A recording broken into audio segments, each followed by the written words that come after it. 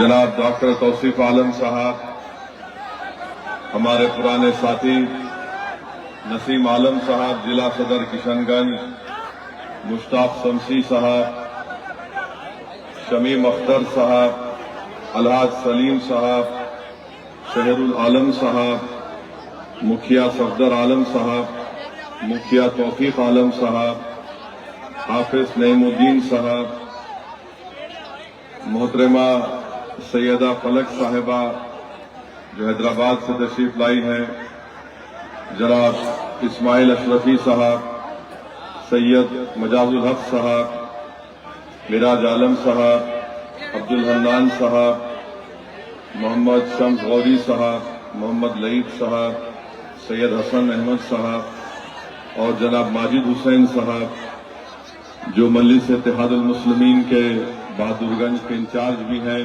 और हैदराबाद के रुकन असेंबली विधायक भी हैं। मैं सबसे पहले आप तमाम का बेहद शुक्रिया अदा करता हूं कि आप लोग इतनी बड़ी तादाद में यहां पर जनाब तौसीफ आलम साहब के इस इंतखाबी जलसे को कामयाब करने के सिलसिले में आप यहाँ तशरीफ लाए। मैं दिल की गहराइयों से हमारी इज्जतदार माँ और बहनों का भी शुक्रिया अदा करता हूँ जो एक बड़ी कसीर तादाद में आज यहाँ पर आई हैं।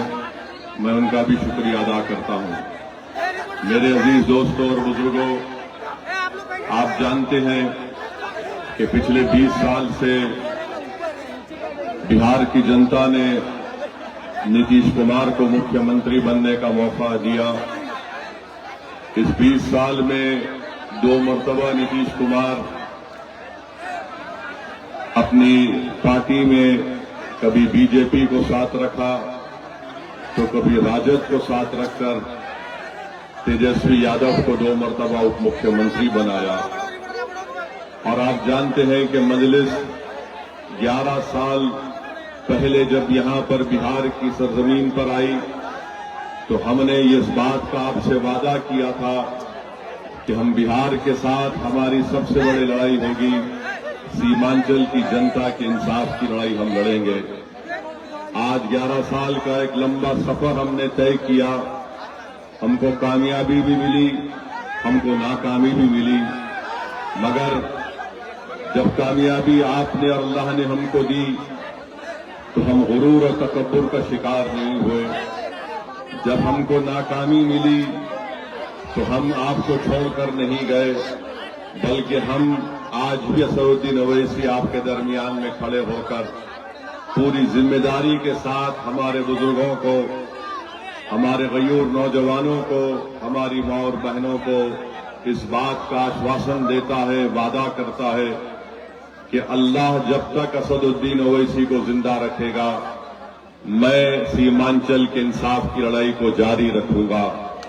कोई दुनिया की ताकत मुझे रोक नहीं सकती बिहार और सीमांचल आने के लिए। आपको ये बात बताना जरूरी समझता हूं कि बीजेपी हो, राजद हो या कांग्रेस हो या लोजपा हो, इन सब का एक ही बात इनको कहना है कि ओवैसी यहां क्यों आता है। आखिर क्या वजह है कि असदुद्दीन ओवैसी 1500 किलोमीटर दूर से निकलकर सीमांचल की सरजमीन को आता है, बिहार को आता है। मैं उन तमाम पार्टीज को बताना चाहता हूं, चाहे वो भाजपा हो, जेडीयू हो, कांग्रेस हो, राजद हो या एलजेपी हो, आप जानते हैं, छोड़ दीजिए, छोड़ दो भाई, ओ भाई साहब, 6 फुट 3 इंच का आदमी खड़ा है, देखो ना।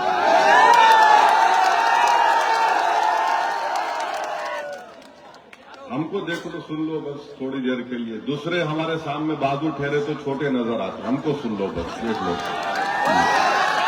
हम आपको बता रहे थे कि इन सबको इस बात की तकलीफ है कि असदुद्दीन ओवैसी यहां पर क्यों आता है। 15 साल राजद की सरकार रही, 20 साल से जेडीयू की सरकार है, नीतीश कुमार मुख्यमंत्री है। कभी बीजेपी के साथ तो कभी तेजस्वी यादव के साथ और कांग्रेस के साथ है। बिहार में आज क्या हाल बनाकर रख दिया। बिहार में प्रति व्यक्ति आई जो है आमदनी जो है, ये नरेंद्र मोदी की सरकार कह रही है कि देश के 27 प्रदेशों में जो प्रति व्यक्ति आई आमदनी है, बिहार का नंबर 27 में 25वां नंबर है। और मैं जिस प्रदेश से आता हूं वहां पर प्रति व्यक्ति आई भारत में सबसे पहले नंबर पर है। मैं जब वहां से यहां आता हूं, क्यों आता हूं कि मैं ये देखता हूं कि जब तेलंगाना में इस तरह का काम हो सकता है तो यहां पर सीमांचल और बिहार में क्यों नहीं हो सकता है। 15 साल राजद की सरकार, उससे पहले चले जाइए 20 साल कांग्रेस की सरकार, अब 20 साल से जेडीयू की सरकार है। पूरे देश में 27 प्रदेशों में 25वां नंबर है बिहार का।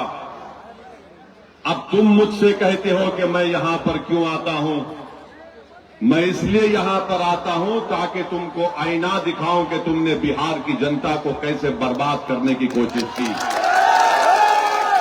फिर आप आ जाइए, हमारी मां और बहनें मेरी बात गौर से सुने। एक मां 9 महीने अपने पेट में एक बच्चे को रखकर जब पैदा करती है तो वो जो तकलीफ उस मां को होती है जब अपने बच्चा या बेटी को पैदा करती है, वो सिर्फ मां और उसका अल्लाह जानता है, रब जानता है। और इसीलिए हम मुसलमानों को रसूल अल्लाह सल्लल्लाहु अलैहि वसल्लम ने यह कहा, जब किसी सहाबी रसूल के सामने हजरत अब्दुल्लाह इब्न उमर के सामने काबे के अतराफ एक बेटे ने अपनी मां को, ज़ईफ मां को गोद में उठाकर काबे का तवाफ किया और आकर अब्दुल्लाह इब्न उमर रज़ी अल्लाह ताला ने पूछा कि बताओ कि क्या मैंने अपने मां का हक अदा किया। तो अब्दुल्लाह इब्न उमर जो फारूक आजम के बेटे, उन्होंने कहा कि तूने कुछ हक अदा नहीं किया अपनी मां का। जब तेरी मां तुझे जन्म दे रही थी तो तू उसकी इतनी तकलीफ को अदा नहीं किया।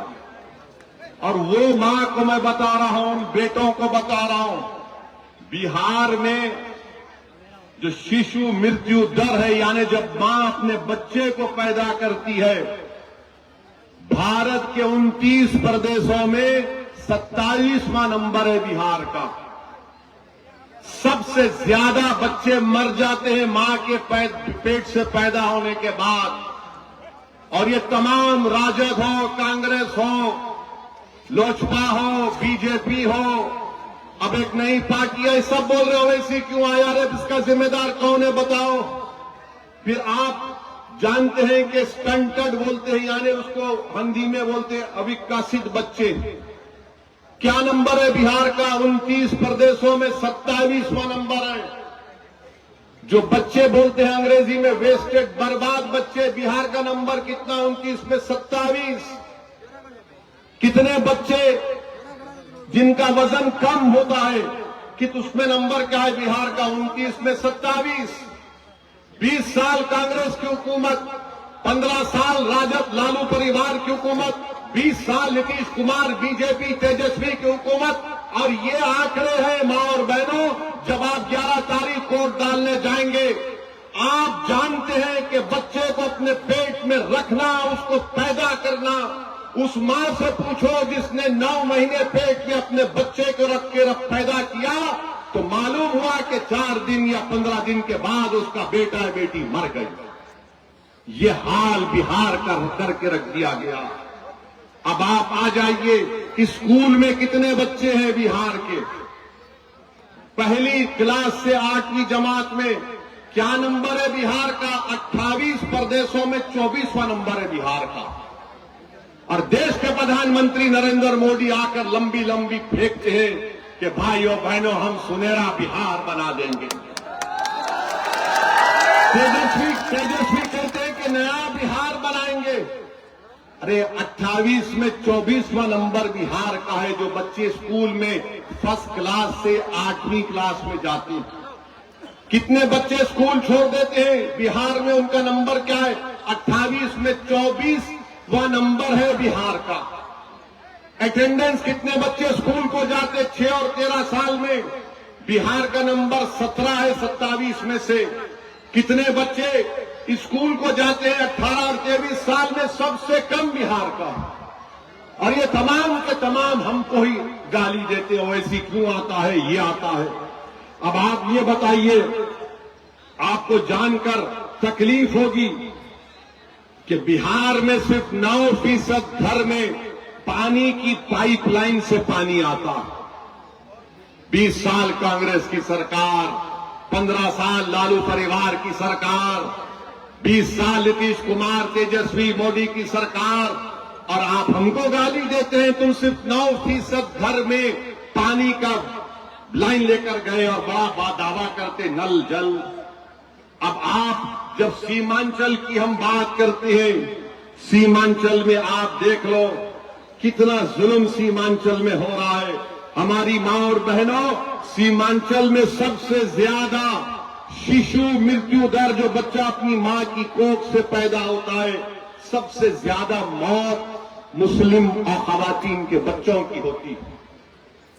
अब आप मुझसे कहते हैं ये क्यों होता है? आप जानिए, सबसे ज्यादा बिहार में गांव में जो मां अपने बच्चे को या बेटी को पैदा करती है, सबसे ज्यादा 90% मुस्लिम हमारी बेटियां अपने घर में पैदा करती हैं। क्यों पैदा करती हैं? क्योंकि जिन जिन ने राज किया बिहार पर, वो अस्पताल नहीं बना सके। मेरे भाई, ताली मारने के लिए नहीं, सोचने के लिए है। और फिर बिहार के गवर्नमेंट का डेटा है कि गरीबी रेखा के दर से बिहार में मुसलमान 50% गांव में गरीबी रेखा के नीचे जिंदगी गुजारते हैं, शहर में 44% गुजारते हैं। ये किशनगंज का जिला है, यहां पर खवानगी का तनासुब खाली 55% है। 55% किशनगंज में है। और बच्चे जिसको मैंने अभी आपके सामने रखा, किशनगंज जिले में जिसको कहते अविकसित बच्चे, कितने हैं किशनगंज में? जिला में 50%। गरीबी कितना है किशनगंज जिला में? 44%। और कितना इलाका इस किशनगंज का जो सैलाब आता है, कटाव होता है, 55% इलाका जिले का सैलाब आता। और ये सब के सब हमको गाली देते हैं। अबे यार, तुम लोग इतने साल हुकूमत करे, 20 साल कांग्रेस ने किया, 15 साल लालू परिवार ने किया, 20 साल नीतीश कुमार, नरेंद्र मोदी, तेजस्वी यादव ने किया, और तुम हमको बोल रहे हो।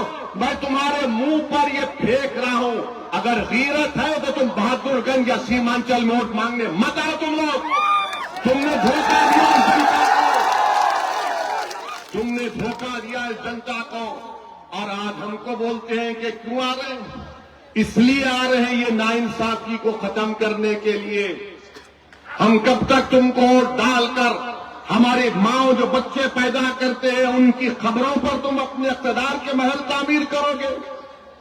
हमारा बच्चा बेटी स्कूल को नहीं जाता, उनका मुस्तकबिल बर्बाद हो गया। अब अगर तुम्हारी औलाद का बेटा मुख्यमंत्री बनेगा, ये नहीं हो सकता है भाई।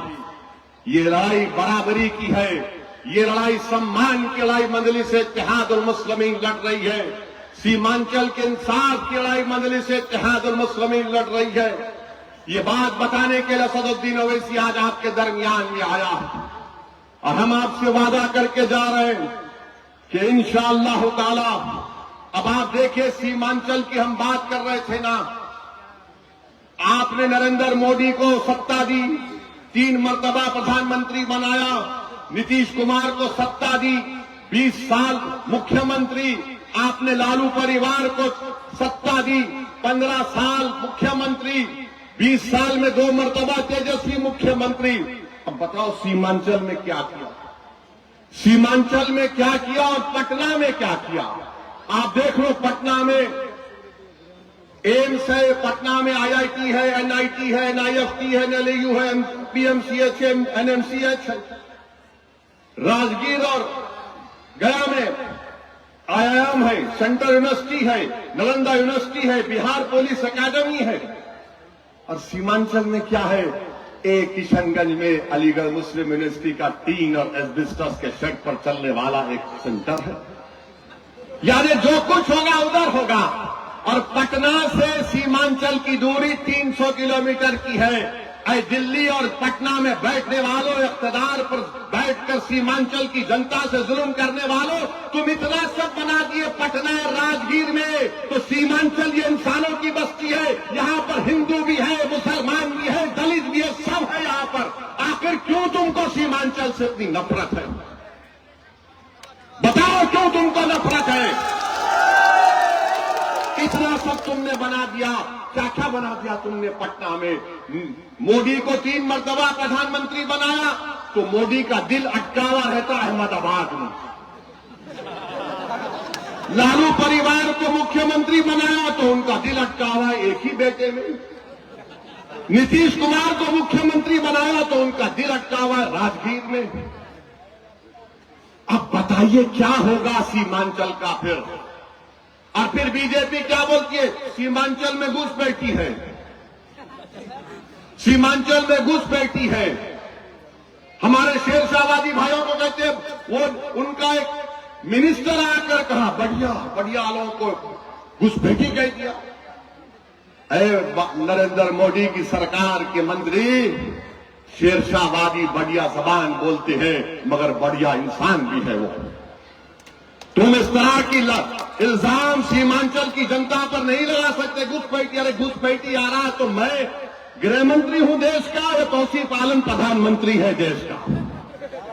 तुम्हारी नाक के नीचे अगर कोई आ रहा है तो तुमको इस्तीफा देना पड़ेगा। तुम सीमांचल की जनता पर इस तरह का इल्जाम नहीं लगा सकते।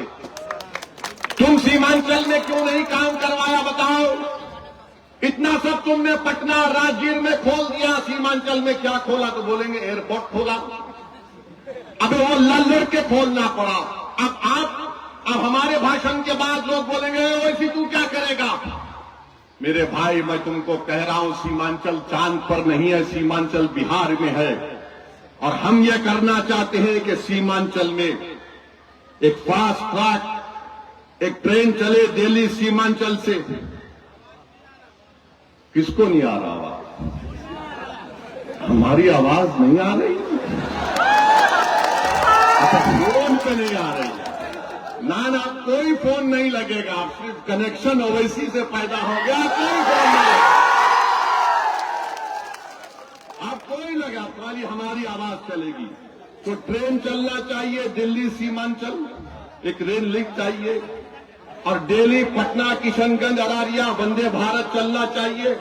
अच्छा, फैक्ट्री क्यों नहीं लगती? हम ये मुतालबा करेंगे, हम करवाएंगे NH-31 NH-57 पे फैक्ट्री लगे और लगाएंगे इंशाअल्लाह ताला।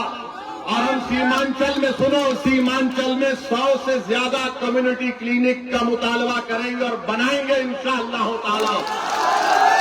जहां पर डॉक्टर दवा नहीं है इंतजाम करेंगे, सरकार में आएंगे, सरकार को दबाएंगे, इलाज करेंगे सरकार का, ताकि सीमांचल की जो गरीबी का खात्मा हो सके इंशाअल्लाह ताला। और फिर हम लड़ेंगे 3000 करोड़ रुपए लेकर, कोसी का जो वो नदी का एम्बैंकमेंट है उसको मजबूत किया जाएगा।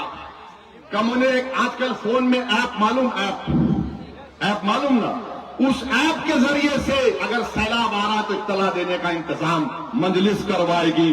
और फिर खरीदी का सेंटर किशनगंज और अरारिया में खुलाया जाएगा इंशाअल्लाह ताला। ये छोटा प्लान है हमारा सीमांचल का। अब आ जाइए किशनगंज का, वरना प्रोफेसर साहब बोलेंगे ये बहादुरगंज के बारे में नहीं बताया। ये प्रोफेसर साहब ये तो बताओ कि तुम तो यार जहां बोलो तुम प्लेटफॉर्म पर उतर जाते हो। कभी तुम एनसीपी में थे, उतरे, जेडीयू में चले गए, जेडीयू छोड़े तो जन अधिकार से निकले जन स्वराज, अब आप कांग्रेस में आ गए। वाह, माने इतना आसान है आपके लिए? आप तो आप पार्टी ऐसा बदल रहे, ऐसा कोई जुमे के दिन इतर लगा के कपड़ा पहनता फिर जाकर नया कपड़ा पहन लेता। तो अब बहादुरगंज के लिए क्या किया जाएगा? मैं तौसीफ आलम साहब यहां आई हूं। मैं तौसीफ आलम साहब की मौजूदगी में कह रहा हूं, 27 किलोमीटर जो बहादुरगंज और टेरागाछ की रोड है, तौसीफ साहब, ये जनता आपको, मुझे यकीन है कि बहादुरगंज की जनता आपको हजारों की मेजॉरिटी से, अक्सरियत से कामयाब करने वाली है इंशाअल्लाह। आपको ये रोड बनाना पड़ेगा तौसीफ साहब। अगर आप बोलेंगे असद साहब आ जाइए, हम चक्का जाम करेंगे, असदुद्दीन अवैसी तुम्हारे साथ आके बैठ जाएगा, बंद कर देगा पूरा सीमांचल को। ये रोड बनना चाहिए 27 किलोमीटर का। तौसीफ साहब, कनकी नदी पर मटियारी घाट पर एक मुस्तकिल पुल बनना चाहिए, हमारे बच्चों को स्कूल जाना है। नदी पार करना बड़ा दुश्वार हो चुका है तौसीफ भाई, हमारे तालीमी तिजारती सरगर्मियों का आगाज हो जाएगा। और तीसरी बात यह है कि बहादुरगंज, टेरागाछ में, मटियारी घाट, सोरिया घाट में ये पुल का तो हम बोल दिए, नदी के किनारों पर तौसीफ साहब पख्ता कार्य हिफाजती बंद की तामीर का काम होना चाहिए इंशाअल्लाह। ये लड़ेंगे हम और ये काम कराएंगे। हेल्थ सेंटर बहादुरगंज और टेरागाछ में डॉक्टर और दवा नहीं है, जो डॉक्टर को नौकरी है और आ नहीं रहा है, मेरे पास बहुत बड़ी दवा है, याद रखो, जिसका नाम तौसीफ आलम है। आना पड़ेगा, बैठ के गरीबों का इलाज करना पड़ेगा। और हम आपको बताना ये भी चाह रहे हैं कि बीजेपी और जेडीयू क्या क्या उन्होंने नहीं किया, कितना बर्बाद कर दिया देश को, किस तरह से नफरत को आम कर दिया। आपको यह बात समझना है कि आज लोजपा का कैंडिडेट यहां पर है। बताओ, वक्फ का कानून इन्होंने बना दिया और ऐसा वक्फ का कानून बनाया कि मस्जिद, दरगाह, खानका, कब्रिस्तान सबको भाजपा और जेडीयू छीन सकता है। उस पार्लियामेंट में अगर कोई खड़े होकर मोदी की आंख में आंख डालकर कहा कि मोदी, ये कानून के जरिए तुम्हारी मस्जिद, दरगाह और खानका को छीनना चाहते हैं, हम तुम्हारे कानून को गलत मानते हैं, संविधान के खिलाफ मानते हैं, देश से देखा उसको। और फिर हमने कमेटी बनाई गई, उस कमेटी में हमने 128 पेजेस की मुखालिफत में रिपोर्ट दी उस कानून के, कोई मेंबर नहीं दिया, हम दिए 128 पेजेस की। 45 तरमीमात थे, उसको रिपोर्ट में लिख कर दिया, कभी इंटरनेट पर जाकर देखो, पढ़ो उसको।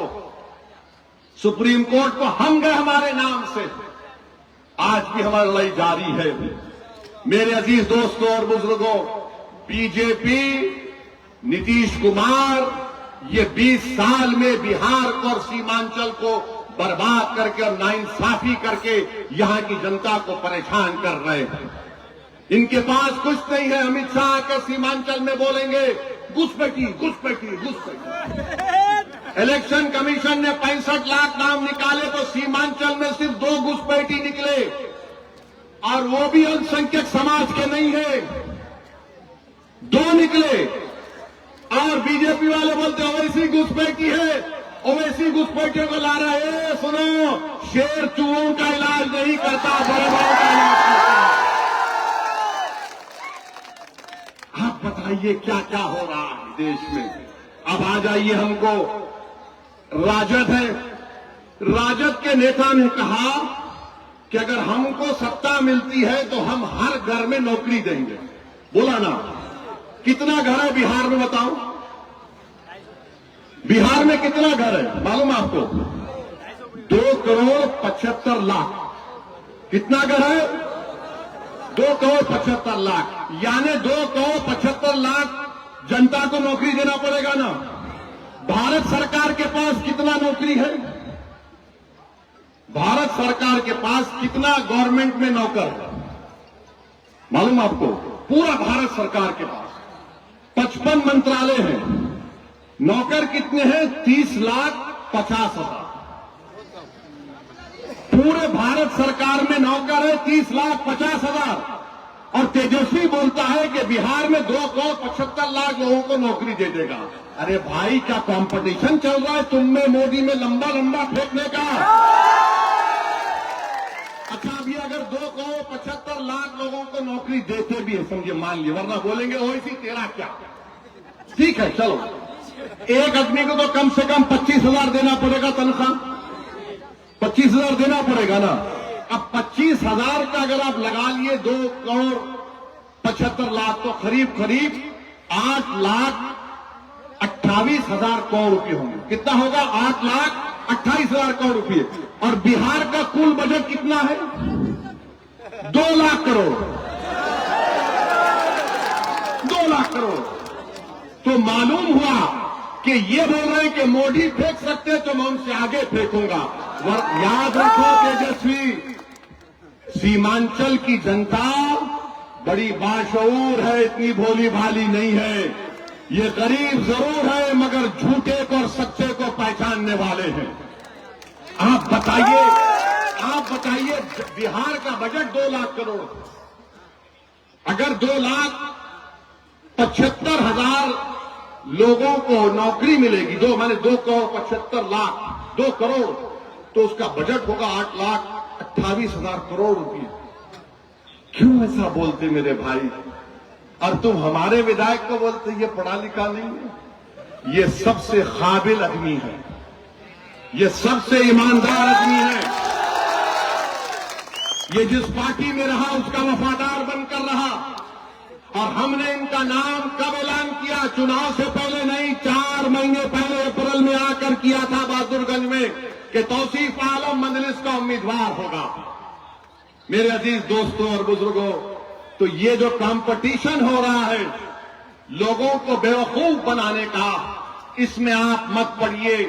जो हमने आपके सामने रखा सीमांचल के लिए, ये चीजें हम हासिल कर सकते हैं। और जो लोग गठबंधन की बात कर रहे हैं, मैं उनसे पूछना चाह रहा हूं कि तुमने गठबंधन में मल्ला वीआईपी पार्टी को लिया, तुमने गठबंधन में मल्ला वीआईपी पार्टी को लिया और उसने इलेक्शन से पहले तेजस्वी के बाजू बैठकर कह दिया कि हम उप मुख्यमंत्री होंगे, मल्ला का बेटा उप मुख्यमंत्री होगा। मैं सलाम करता हूं मल्ला बरादरी को जो बिहार में 3 और 3.5% के दरमियान में है।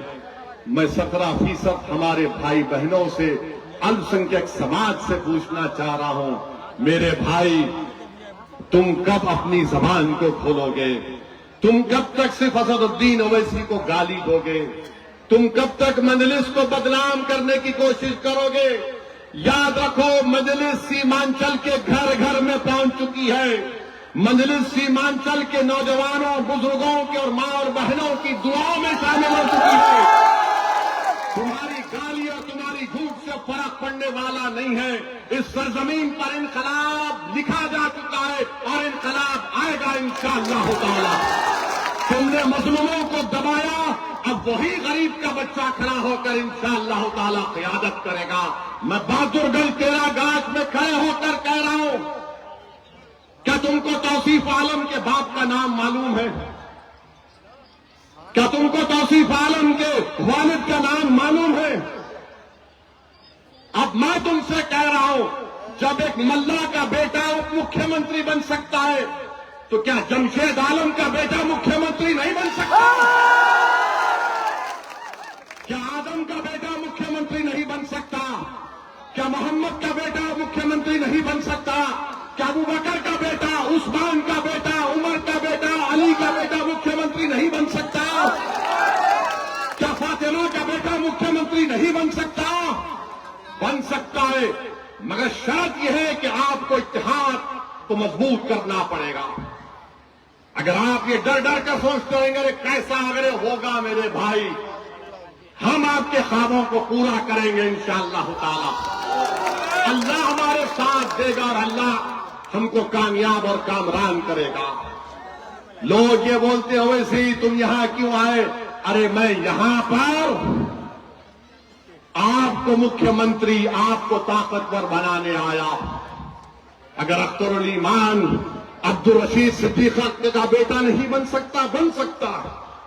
जब 3.5% वाला कहता है कि मल्ला का बेटा बनेगा तो 17% का हर नौजवान, हर मां बोलेगी मेरे बेटे को क्यों नहीं बन सकता? मेरा बेटा भी बन सकता है, मेरी बेटी भी बन सकती है। अब ये हम जब बात करते हैं तो तो इन सबको पेट में दर्द शुरू हो जाता है। ये क्या बात कर रहा है? बराबर हिस्सेदारी की बात होगी, सम्मान की बात होगी। तो आपसे अब अपील करने आए हैं कि 11 तारीख के दिन बहादुरगंज में हम आपसे गुजारिश कर रहे हैं कि अपना एक वोट बहादुरगंज के विकास के लिए, सीमांचल के इंसाफ के लिए और सामाजिक न्याय बिहार में हासिल करने के लिए हम आपसे अपील कर रहे हैं कि आप मजलिस इत्तेहादुल मुस्लिमीन के उम्मीदवार को कामयाब करें। मेरे भाई 20 साल नीतीश कुमार के, मोदी और तेजस्वी के साथ, 15 साल लालू परिवार को इख्तियार मिला, कांग्रेस को 20 साल मिला। एक मर्तबा आप पूरी ताकत के साथ मजलिस को मजबूत कर दीजिए। और मैं आखिर में हमारे अंजार नईमी साहब को भी अपनी तरफ से सलाम अलैकुम बोलना चाहता हूं। अंजार नईमी साहब, मेरा दिल आज भी साफ है। मेरी लड़ाई तुम्हारे से नहीं अंजार नईमी, मेरी लड़ाई उन लोगों से है, उन जालिमों से है जिन्होंने जनता के ख्वाबों को चुकनाचूर करने की कोशिश की थी। मेरी लड़ाई तुम्हारे से नहीं अंजार नईमी, मेरी लड़ाई उन जालिमों से है जिनके दिल फरेब झूठी बातों को तुमने तस्लीम कर लिया। मैं हमेशा लड़ता रहूंगा जालिमों से। मैं इख्तियार की कुर्सियों पर बैठने वालों से पंजा आजमाई करता रहा और करता रहूंगा इंशाअल्लाह ताला। और याद रखो, मैं ताकत को देखकर डरता नहीं, बल्कि ताकत को देखकर कहता हूं कि अल्लाह की ताकत सब पे गालिब होने वाली और उसका